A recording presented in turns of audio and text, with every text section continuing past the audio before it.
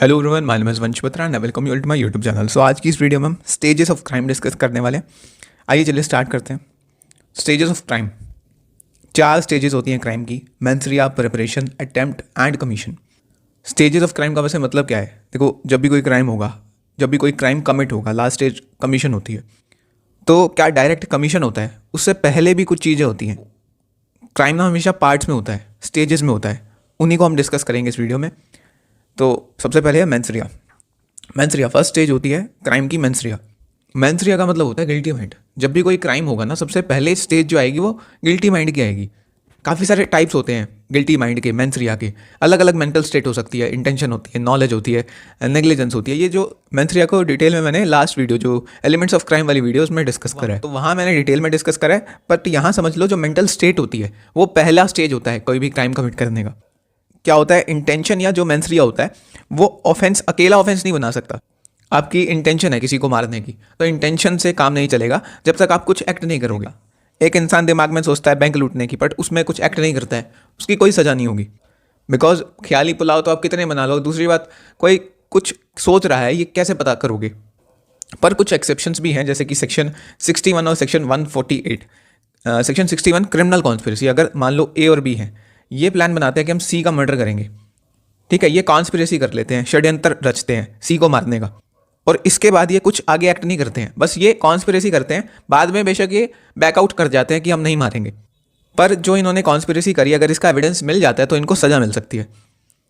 तो ये ऐसा सेक्शन है, सेक्शन 61, जहाँ पर खाली मेंस रिया होने पर भी, कॉन्स्पिरेसी होने पर भी पनिश किया जा सकता है। वैसे ही सेक्शन 148 है, that is about offences against the state.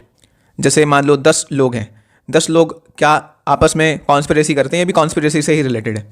आपस में कॉन्स्पिरेसी करते हैं कि जो सरकार है इस समय की, उसको हम गिरा देंगे। एक तरीके से जंग छेड़ देंगे, जो अभी सरकार है उसको गिरा देंगे। जैसे कि पार्लियामेंट अटैक केस हुआ था। तो अगर 5 लोग मिलकर, 10 लोग मिलकर ऐसा कॉन्स्पिरेसी करते हैं, तो वो खाली कॉन्स्पिरेसी भी करेंगे, वो भी पनिशेबल है अगर उसका एविडेंस बाद में मिल जाता है। तो पहली स्टेज है क्राइम की मेंस रिया। जनरली ये पनिशेबल नहीं होता। यहाँ मैंने एग्जाम्पल दिया, इनमें मेंस रिया रखना भी, अगर आप कॉन्स्पिरेसी करते हो तो पनिशेबल है, आपको सजा मिल जाएगी। दूसरा स्टेज क्या है? दूसरा स्टेज है प्रिपरेशन। अब कोई इंसान है, मान लो ए है, ए बी को मारना चाहता है। सबसे पहले तो उसकी इंटेंशन बनेगी, मेंस रिया होगा।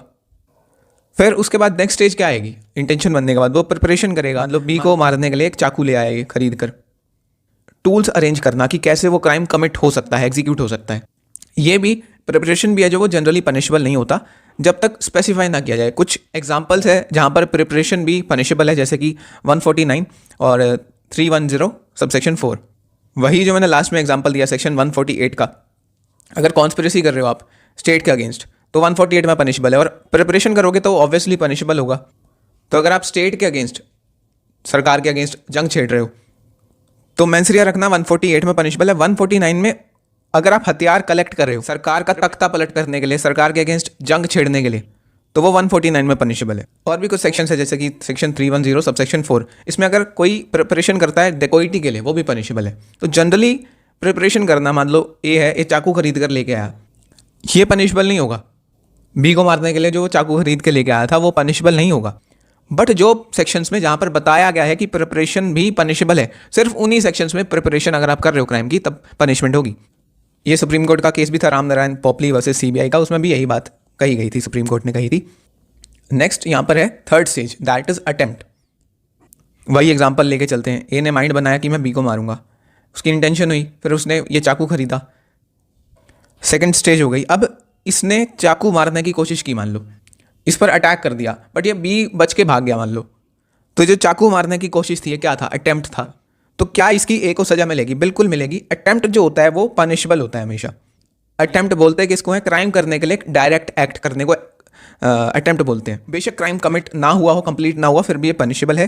फॉर एग्जांपल, ए ने वाई को शूट करने की कोशिश की, ए के पास बंदूक थी, इसने वाई को मारना चाहता था वाई को, पर जो गोली है ये ऊपर मान लो यहाँ से निकल गई इसके सिर के, यहाँ से ये, और ये वाई बच गया।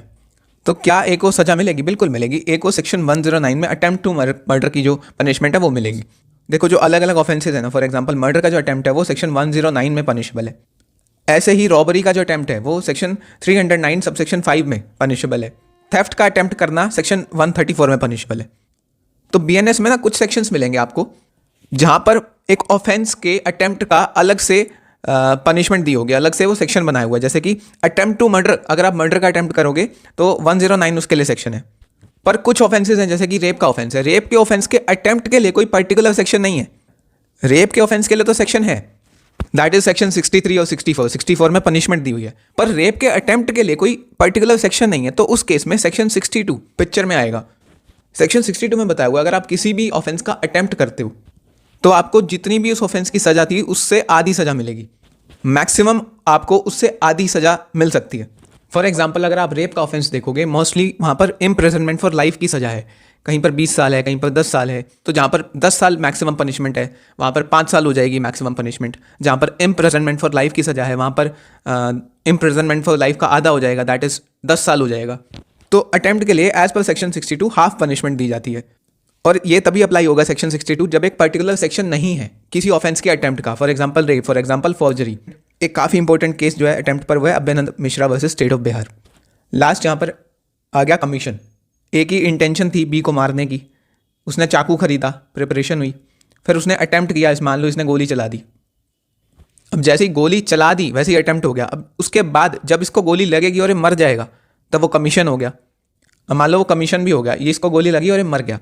तो जब कमीशन हो जाएगा वो लास्ट स्टेज होती है क्राइम की, वो यही है जब एक क्राइम सक्सेसफुली एग्जीक्यूट हो जाए। इसका एक इंपॉर्टेंट केस है state of Maharashtra versus Mohammad Yakub. इसमें भी यही बात की गई थी, इसमें भी जो अभी तक हमने डिस्कस किया है वही बात की गई थी।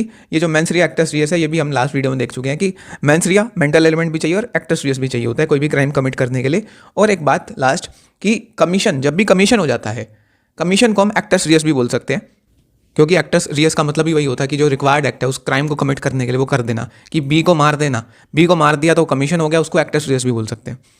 तो बहुत ही सिंपल था ये stages of crime. Hope so आपको वीडियो अच्छी लगी होगी। वीडियो अच्छी लगी तो प्लीज़ लाइक कीजिएगा, चैनल पर नए हो तो सब्सक्राइब करना। मिलते हैं नेक्स्ट वीडियो में। That was it for today, have a nice day.